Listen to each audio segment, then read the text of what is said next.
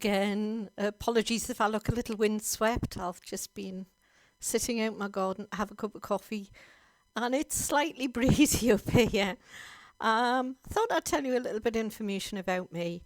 Um, my friends all call me Lynn. I live in the northeast of England. Some beautiful countryside up here. I wish I lived in the countryside, but I don't. I actually live almost in the centre of a town, but not quite. I do love where I live. It's a nice area, and I've got fantastic neighbours. I hope you are all in a similar situation.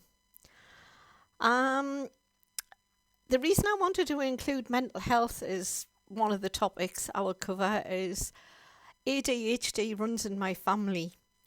I'm 64 now. My daughter is 34 and she was only diagnosed this year. Neither of us realised what was wrong with us. Um, I spent most of my life thinking I was just weird. Over time, I've learned coping mechanisms.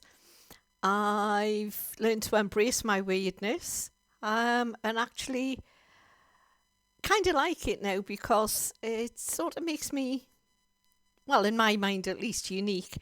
The worst part about the ADHD is not being able to sleep because one of the ways it manifests in a lot of women is racing thoughts. And you know that feeling when you're really tired and you go to bed and you just put your head on the pillow and you're just about to doze off when your brain goes, ping, let's have a chat. And it's chat, chat, chat, chat, chat all the time. Um, I do meditate a lot before I go to bed. And I've tried music, everything. And I found the best thing to get me off to sleep is just putting on an audio book. Usually one that I don't have to follow the story, that I've either read the physical book or listened to the audio book so many times I almost know it by heart. I think it's the droning of the voice that sort of lulls your brain into sort of just shutting up and going to sleep because there's nothing interesting going on. I know with my brain, if I try to listen to music, it's sort of thinking, oh, I'm not going to sleep yet. I'm going to see what the next track is. Meditation music's the same, funnily enough. I have no problem meditating during the day. I've tried various sleep meditations, but my brain gets so focused on the music and listening to the music, it doesn't really switch off that way. I did see a therapist a few years ago and she gave me some great coping mechanisms. I know a lot of people who are diagnosed with ADHD take medication, but I had a bad experience with antidepressants a few years ago. They actually made me a lot worse. That's just my personal experience. And I've learned since that people with ADHD don't react favourably to SSRI or SNRI antidepressants. If I'd known that at the time, I wouldn't have taken them.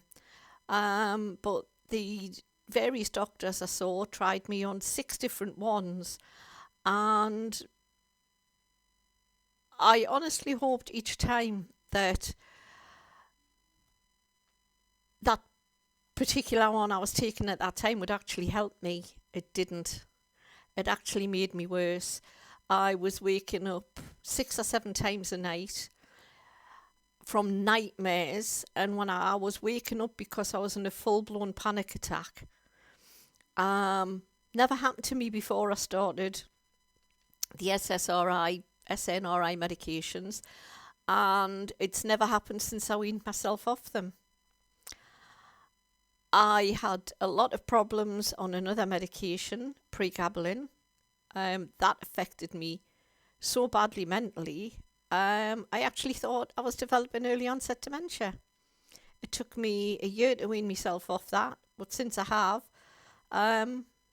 I've improved a lot, but my cognitive function still isn't what it was.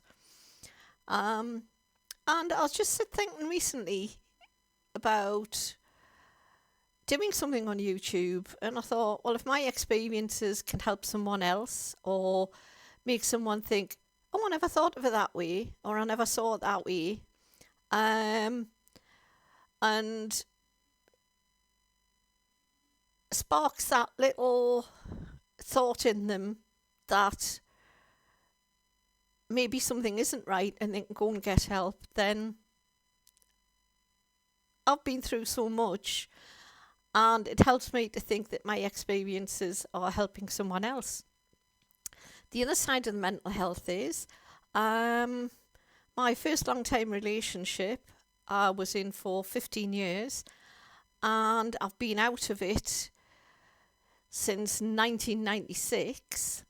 And it's only recently, since I saw the therapist, that I realised that I'd been gaslighted for 15 years. It took me, honestly, a year after I got out of that relationship just to be able to actually start functioning as myself and realise that I didn't have to think about, should I do this? Will it upset somebody? Will I get shouted at? Will I get told I'm no good? But I won't go into that now. I'll do a separate video on that. And I don't want this channel to be all about my woes, because I don't look back on them as woes now. I look back on them as experiences I've gone through that have brought me to this point where I can possibly help other people. I'm not a religious person, but I am a spiritual person. And I was brought up in a Christian household. I was made to go to Sunday school, even though none of the other members in my household went to church. And I spent a lot of years until I was 16 being made to go to the Salvation Army because my dad joined and he thought I should go. And I learned enough about my experiences in that world didn't really gel with me. A lot of them seemed to counter the actual things that these people believed in the Bible. So I walked away from that. And to be honest, in my mind, it is so easy to live your life by a set of rules if you're following a religion where it says you must do this or you mustn't do that or you will go to hell. If you're living a life out of fear of something rather than just because you want to do it because you're a good person, then I'm not sure that's a good religion or a good way to be. You shouldn't need somebody to tell you how to live your life. You should be able to live it and do things because it's the right thing to do. Other things I'm going to include on this channel. I do read tarot. I am an intuitive reader. I read angel cards and stuff like that. I'm going to do some videos just choosing the odd card, and I'll go by what it says to me each time I pull it. Hopefully there's a message there that will help somebody on that day. My best friend, a lovely lady called Steph, who's the sister I always wished I had but never did, comes to stay with me a few times a year. She will be down on Halloween, so I'm going to try and twist her arm and get her to do a Halloween chat with me. Apologies for the interruption. I should have really set my phone to silent, shouldn't I? You live and learn, you live and learn. Yeah, I was saying my adopted sister, Steph's coming to stay with me over Halloween. So hopefully we'll make a video together. That should be fun. We always have a good laugh together. and we love Halloween. It's our favourite time of year. Um, I would also like to include maybe some little bits of craft and stuff, because I do sew. Um, and one thing I love to do is decorate ballet shoes, so maybe I'll do a video on that. Um, but I just wanted to tell you a little bit about me, and hopefully record some videos that you will enjoy.